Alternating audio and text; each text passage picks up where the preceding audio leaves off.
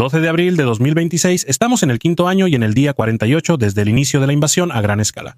Bienvenidos, les doy la bienvenida al informe de situación. En el informe de hoy no veremos muchos cambios en el frente. Actualmente, y precisamente hoy, se celebra la Pascua Ortodoxa, que se festeja tanto del lado ucraniano como del ruso. Durante esta festividad hay una tregua que actualmente se está respetando más o menos. Más adelante hablaremos brevemente de esto, pero por eso, en general, estamos menos activos. Pero también bastantes otras cosas. Como ya dije, les he traído una gran cantidad de cosas muy interesantes. Y como en cada informe de situación, las he resumido brevemente y no me he extendido durante 2 horas. Claro que el algoritmo me perjudica totalmente, pero ese es el principio detrás de los videos. Y con eso vamos a empezar de una vez. ¿Recuerda este video? Te lo mostré la última vez. Un soldado ruso se tiró al suelo cuando vio un dron. Y luego fue puente alcanzado por ese mismo dron. Ya le expliqué que eso es un fenómeno bastante común en todo el frente, especialmente del lado ruso. A estos soldados en entrenamiento entre 2022 y principalmente 2023, se les enseñó que deben tirarse al suelo y simplemente no moverse. El trasfondo no es tan tonto, no viene de la nada. Así que no es porque los rusos sean tan ingenuos y piensen que un dron no los va a detectar si simplemente se quedan parados ahí. No, eso tiene otra razón. Y es que los primeros drones tenían un alcance bastante limitado. Eso significa que cuando llegan a la zona objetivo, si tal vez solo tienen 15 o 20 minutos de tiempo de vuelo, llegan a esa zona objetivo. Ven, por ejemplo, un vehículo o un soldado que está huyendo o algo así. Entonces, por supuesto, siempre eligen el objetivo de mayor valor, porque el dron tiene que valer la pena. Sobre todo en ese momento no había tanta saturación de drones como ahora. En ese entonces, entre comillas, había pocos drones, si lo comparas directamente, y ahí es donde se quieren atacar objetivos de alto valor. Sí, un soldado que no se mueve y pasa desapercibido simplemente no es un objetivo de alto valor. Además, muchas de las cámaras simplemente eran de muy mala calidad. La transmisión también era muy mala. Y cuando había un inhibidor, o sea, algún tipo de bloqueador de señal, o el dron estaba al límite de su alcance, entonces había mucho ruido en la señal. Y ese ruido hacía que, por ejemplo, fuera más fácil identificar a un soldado que está corriendo que a uno que se tira al suelo o a uno que se esconde entre los árboles. Actualmente ya no es así.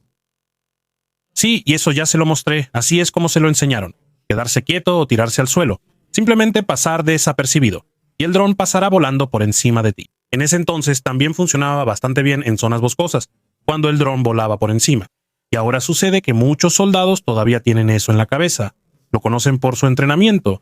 Y ahora, por ejemplo, se encuentran por primera vez con un dron. Y simplemente siguen lo que les enseñaron. Pero ahora las cosas han cambiado, porque obviamente los drones han evolucionado, al igual que muchas otras cosas. Y entonces ocurren ataques contra personas que se tiran al suelo porque piensan que así pueden esquivar el dron. Y yo leo muy seguido los comentarios debajo de los videos. Y también muchas otras personas leen los comentarios debajo de mis videos y me mandan algunas cosas. Y este comentario en particular sobre el video llamó mucho la atención.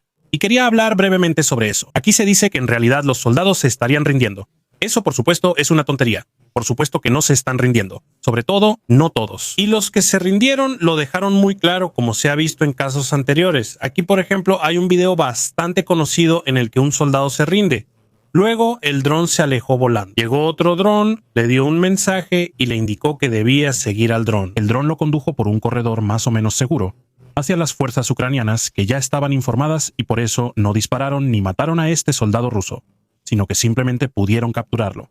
Eso se llama rendirse. Lo que él hace, acostarse en el suelo, no es rendirse. ¿Cómo se rinde uno correctamente, ya que estamos en el tema? Por ejemplo, se levantan ambas manos en alto y uno se arrodilla. Así todos saben que uno se está rindiendo. Alternativamente, se toma un pañuelo blanco, un pañuelo de mano, por ejemplo, algún tipo de tela, una bandera o algo por el estilo, y también se levanta bien visible. Por supuesto, en ambos escenarios uno debe dejar su arma y no seguir llevándola consigo, como se vio en el video.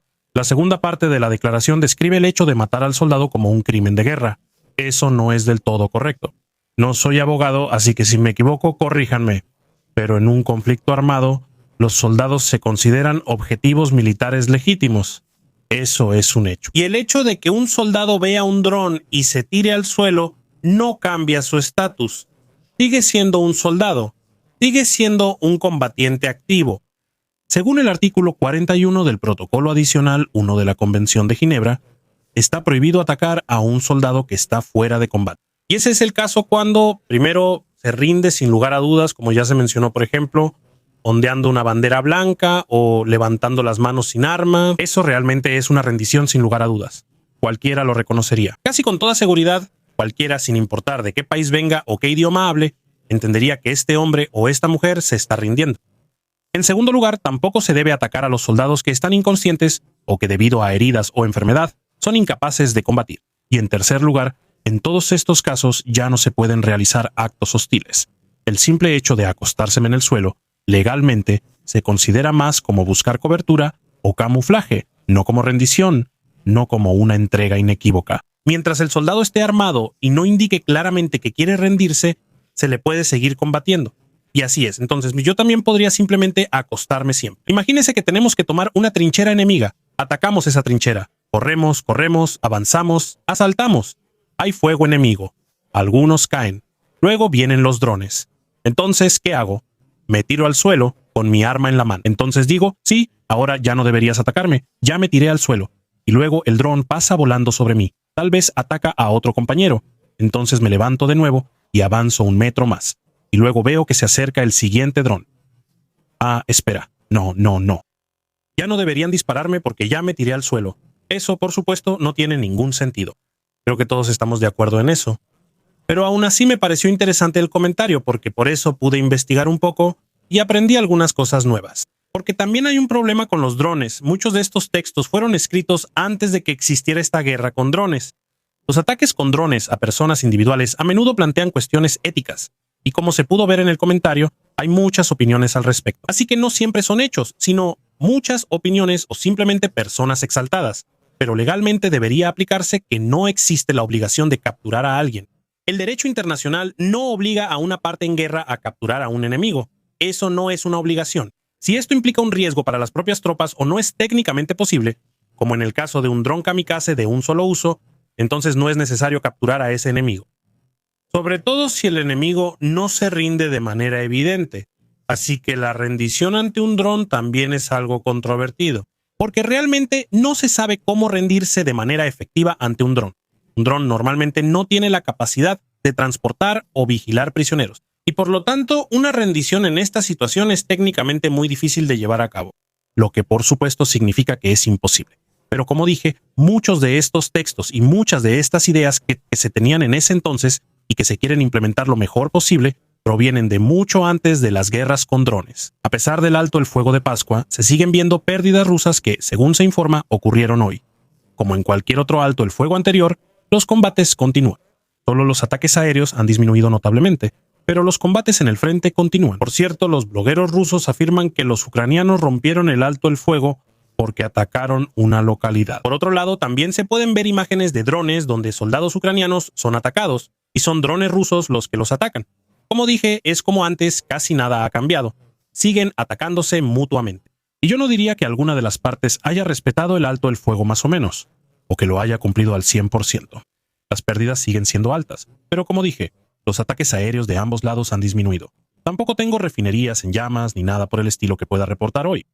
Hay nuevas imágenes de alta resolución que muestran cómo un dron interceptor Sting ucraniano intercepta un dron Shahed ruso a reacción a gran altura. Un dron Shahed a reacción como ese se describe bajo la copia rusa con licencia llamada Geran 3.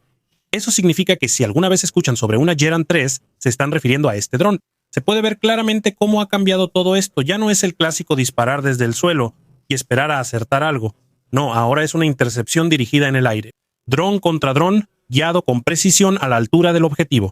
Especialmente con las variantes más rápidas de los Shahed a reacción, esto es muy relevante. Esas son muy difíciles de combatir, vuelan más alto, vuelan más rápido y reaccionan de manera diferente en vuelo que la variante Geran 2 que tiene un motor menos potente. Y es precisamente aquí donde entran en juego estos sistemas. En lugar de desperdiciar costosos misiles antiaéreos en drones individuales, se lanzan interceptores relativamente económicos. Y no se lanza solo un dron, se lanzan de 3 a 5. Y aunque solo uno de ellos acierte y los otros 4 se estrellen en el suelo, sigue siendo más barato que usar un misil antiaéreo Patriot que cuesta millones, mientras que cada dron Sting nos cuesta alrededor de $3,000. Eso cambia completamente la ecuación. De repente ya no se trata de si puedes derribar algo, sino de si puedes permitirte hacerlo de manera constante.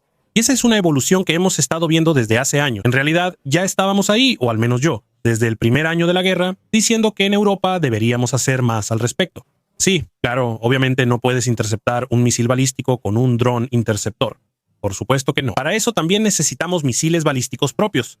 Pero incluso en ese ámbito tenemos que asegurarnos de que el misil antiaéreo siga siendo un poco más barato que el misil del enemigo que intenta atacar objetivos en nuestro territorio. Pero lo que no se puede hacer es usar un misil antiaéreo bastante caro para derribar drones baratos. Para eso se necesitaría un buen equivalente. Y eso se puede ver muy bien aquí con los drones Sting. En la ciudad rusa de Oriol se ha visto un sistema bastante inusual. Un sistema de defensa antiaérea terrestre equipado con misiles aire-aire del tipo R-771. Por cierto, con eso intentan derribar drones. La imagen muestra un dispositivo de lanzamiento improvisado, en el que varios de estos misiles están montados sobre pilones de avión. Todo esto recuerda mucho al principio de los sistemas occidentales como NASAMS, por ejemplo, solo que en una versión mucho más improvisada. Y la improvisación en principio no es necesariamente algo malo. Pero la idea no es completamente nueva, ya que en la época soviética se experimentó con el uso de misiles aire-aire también desde tierra. Ahora este concepto vuelve a aparecer, pero esta vez no como un sistema desarrollado como es debido como un sistema militar clásico, sino más bien como una solución pragmática. Y justamente esa es la parte interesante. Porque el hecho de tener que usar sistemas SAM improvisados como estos indica que los sistemas clásicos de defensa antiaérea y, sobre todo, los misiles adecuados son escasos o se están perdiendo de forma selectiva. Al mismo tiempo, se intenta volver a hacer utilizables los inventarios existentes, en este caso el R-77, que de hecho no es un mal misil, pero se está intentando reutilizarlo. Y eso está cambiando. Y eso también explica por qué al mismo tiempo se informa que incluso la Fuerza Aérea Rusa cada vez más tiene que recurrir a misiles más antiguos como el R-27, por ejemplo. O sea, aquellos que todavía se lanzan desde el avión. Entonces, vemos que hay una escasez de misiles y ahora de alguna manera están buscando hacer utilizables los viejos inventarios tanto para la Fuerza Aérea como para los sistemas basados en tierra. En la zona de Rudinsky, desde hace más de 2 meses y medio, se libra una lucha extremadamente dura por una posición aparentemente insignificante. Son franjas de bosque a lo largo de una antigua vía férrea cerca de la antigua mina Burinskaja. Bueno, ¿qué se piensa al respecto ahora? ¿Franjas de bosque realmente es tan grave? Quiero decir, ¿está justo aquí en este lugar? Aquí está la línea del tren y aquí está la franja de bosque. ¿Y cómo es posible que durante 2 meses y medio se esté luchando por una franja de bosque? Bueno, la respuesta es muy sencilla. Del lado ruso, principalmente ataca la 5ª Brigada de Fusileros Motorizados. Del lado ucraniano, defienden unidades de la 4ª Brigada Nacional, apoyadas por el Regimiento de Asalto Escala 425, lo que suena como si solo fueran unos cuantos árboles por los que ambos bandos están luchando aquí. En el marcador azul, en realidad ha sido una posición de bloqueo preparada. La línea aseguró durante meses en 2025 una importante ruta de suministro entre Belitske y Rudinsky hacia el este. Por eso mismo se está luchando tan ferozmente ahí. El desarrollo se puede dividir en 3 fases principales. En febrero, las fuerzas rusas lograron tomar las primeras posiciones ucranianas en el borde norte de Rudinsky, es decir, aquí en este punto, y así lograron empujar a Ucrania un poco más hacia el oeste. En marzo hubo una batalla de desgaste puro. Los avances rusos hacia el oeste fueron detenidos varias veces por contraataques ucranianos. En ese proceso, especialmente las unidades del Regimiento 425 sufrieron pérdidas notables, así que no fue una batalla defensiva sencilla. Ahora, en la fase actual, se nota el agotamiento del lado ucraniano.